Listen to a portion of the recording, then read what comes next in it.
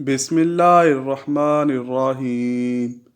تاریخ اہل بیت کی شہادتوں کے پرسوز واقعات سے بھری پڑی ہے، جسے بیان کرنا اور سننا کسی کے بس کی بات نہیں۔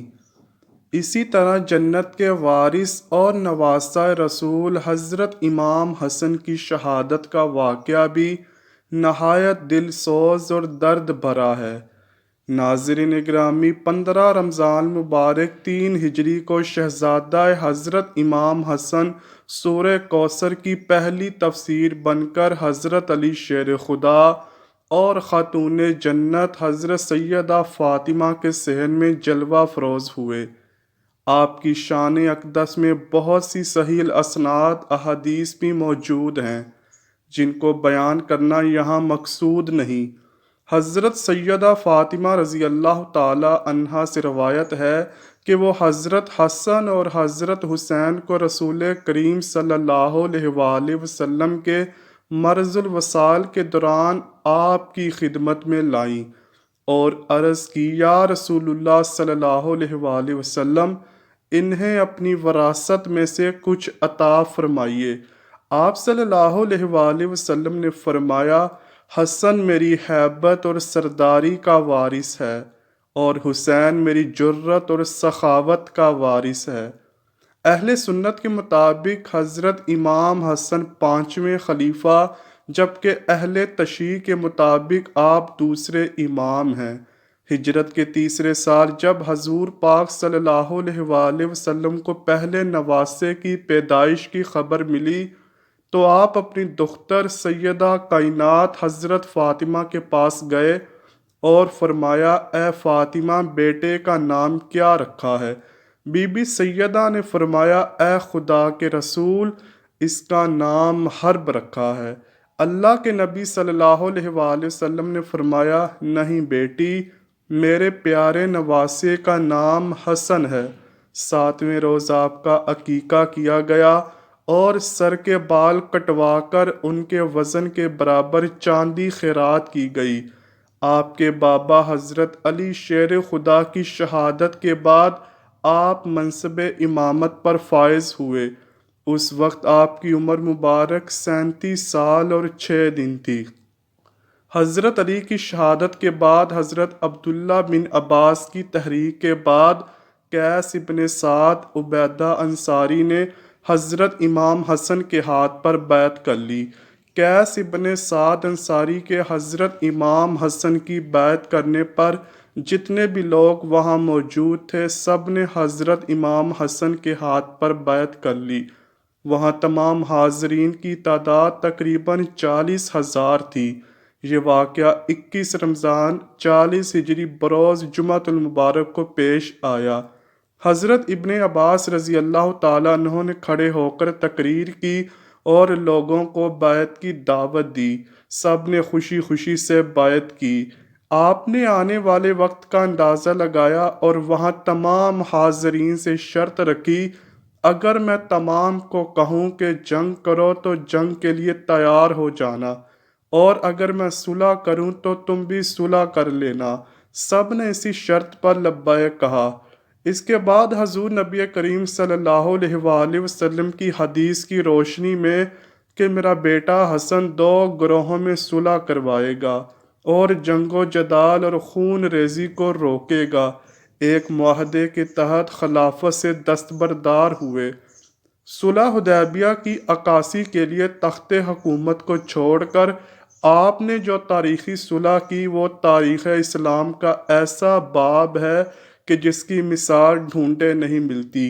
جگر گوشہ رسول حضرت امام حسن صلح کے بعد مدینہ منورہ میں تشریف لے آئے، لیکن پھر بھی آپ نے حق اور سچ کی تبلیغ جاری رکھی، جس کا نتیجہ یہ ہوا کہ دشمنان اہل بیت آپ کی جان کے دشمن ہو گئے۔ ابن سعد نے عمران ابن عبداللہ ابن طلحہ سے روایت کی ہے کہ کسی نے حضرت سیدنا امام حسن کو خواب میں دیکھا کہ آپ کے دونوں چشم کے درمیان قل ہو اللہ احد یہ آیت لکھی ہوئی ہے۔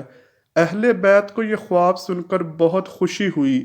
جب یہ خواب حضرت سعید بن مسیب کے سامنے بیان کیا گیا تو انہوں نے فرمایا، اگر یہ خواب آپ نے دیکھا ہے جو آپ بیان کر رہے ہو تو نواسہ رسول حضرت امام حسن کی زندگی کے چند ہی روز باقی ہیں۔ یہ تعبیر صحیح ثابت ہوئی۔ جادہ بنت اشس جو امام حسن کی بیوی تھی، اس کو کسی نے انعام و اکرام کے لالچ دے کر امام حسن کو زہر دلوا دیا، جو آپ کو قے آتی تو قے کے ساتھ آنتیں کٹ کٹ کر خارج ہونے لگتی۔ جادہ اشس بن قیس کی بیٹی تھی۔ دوسری صدی ہجری کے مورخ احمد بن یحییٰ بلازری کے مطابق وہ اپنے باپ اشس کے نیرنگ کی وجہ سے امام حسن کی زوجیت میں آئی۔ حضرت امام علی شیر خدا نے اشس سے چاہا کہ وہ امام حسن کے لیے اپنے بھائی سعید بن قیس کی بیٹی ام عمران کا رشتہ طلب کرے۔ اشس نے چالاکی کا مظاہرہ کرتے ہوئے سعید کو بیٹے محمد کا رشتہ دے دیا اور حضرت علی کو ان کی بیٹی حضرت امام حسن کے لیے اپنی بیٹی جادہ کی تجویز دے دی۔ ناظرین گرامی، جادہ کا امام کو زہر دینے کے بعد جو حال ہوا وہ بتانے سے پہلے حضرت امام حسن کی شہادت کی منظر کشی کرتے چلتے ہیں۔ چنانچہ حضرت امام حسین نے دیکھا کہ ان کے برادر محترم حضرت امام حسن کو گھبراہٹ اور بے قراری زیادہ ہے اور سیمائے مبارک پر حزن و ملال کے آثار نمودار ہیں۔ یہ دیکھ کر حضرت امام حسین نے تسکین خاطر مبارک کے لیے عرض کیا، اے برادر گرامی، آپ کیوں رنجیدہ ہیں؟ بے قراری کا کیا سبب ہے؟ حضرت امام حسن فرمانے لگے، اے میرے بھائی، میں کچھ ایسے مراحل میں داخل ہونے والا ہوں جس کی مثل اب تک داخل نہیں ہوا، اور خلق الہی عز و جل میں ایسی خلق کو دیکھتا ہوں جس کی مثل میں نے کبھی نہیں دیکھی۔ اور اس کے ساتھ ہی آپ نے حضرت امام حسین کو پیش آنے والے واقعات اور کوفیوں کی بدسلوکی اور ایذا رسانی کا بھی تذکرہ کیا۔ پھر حضرت امام حسین کو گلے لگا کر زور سے روئے۔ اس سے معلوم ہوتا ہے کہ اس وقت آپ کی نظر کے سامنے کربلا کا ہولناک منظر اور حضرت امام حسین کی تنہائی کا نقشہ پیش تھا، یعنی خود موت و حیات کی کشمکش میں ہیں لیکن بھائی کی آنے والی زندگی کے غموں میں رو رہے ہیں۔ اللہ اکبر!